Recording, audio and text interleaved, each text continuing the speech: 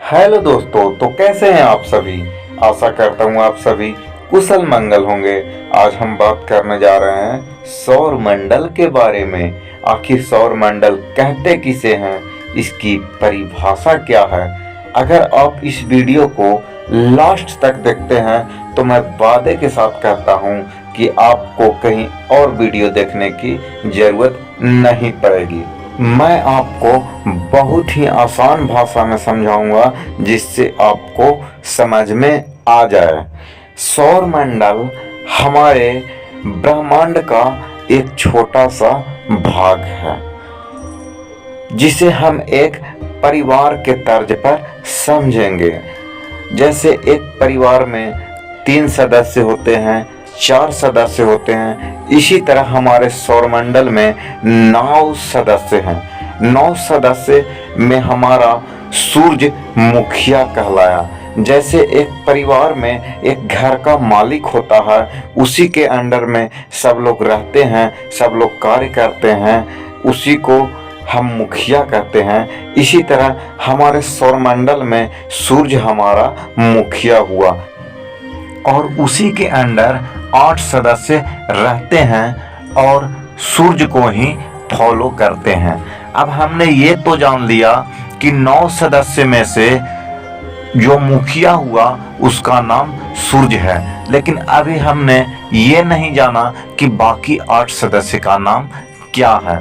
तो पहले नंबर पर जिस सदस्य का नाम आता है उनका नाम है बुध ग्रह, दूसरे सदस्य का नाम है शुक्र ग्रह, तीसरे सदस्य का नाम है पृथ्वी ग्रह, चौथे सदस्य का नाम है मंगल ग्रह, पांचवें सदस्य का नाम है बृहस्पति ग्रह, छठे सदस्य का नाम है शनि ग्रह, सातवें सदस्य का नाम है अरुण ग्रह और 8वें सदस्य का नाम है वरुण ग्रह। अब आप गौर कर रहे होंगे कि मैं सभी सदस्य के नाम के बाद ग्रह बोल रहा हूं। तो ग्रह किसे कहते हैं, ग्रह किसे कहते हैं, तो इसका मैं एक साधारण सा जवाब दूंगा।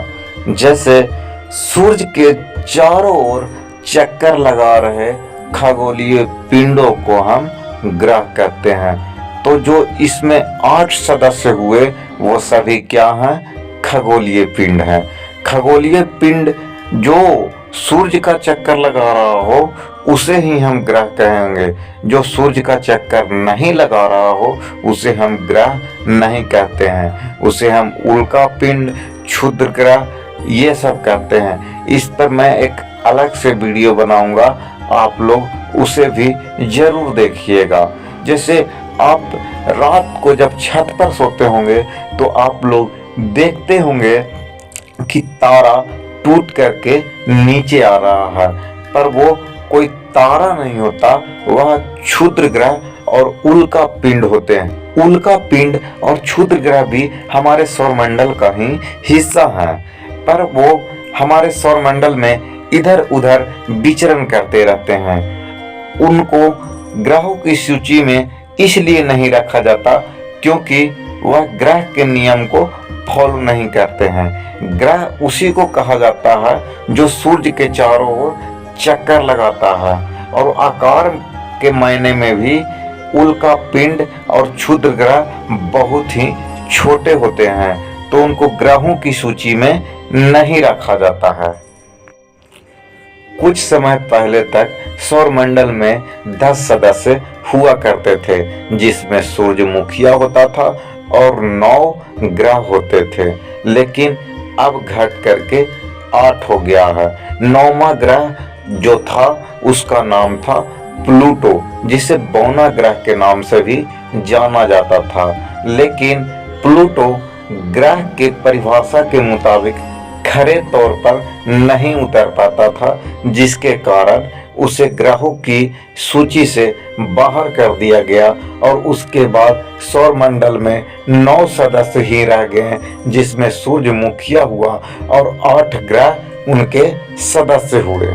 तो अभी तक हमने इस वीडियो में ये बताया कि सौरमंडल में 9 सदस्य होते हैं और उसके अलावा क्षुद्र ग्रह और उल्का पिंड भी होते हैं, जो कि हमारे सौरमंडल का हिस्सा ही हैं, लेकिन उन्हें ग्रहों की सूची में नहीं रखा जाता है।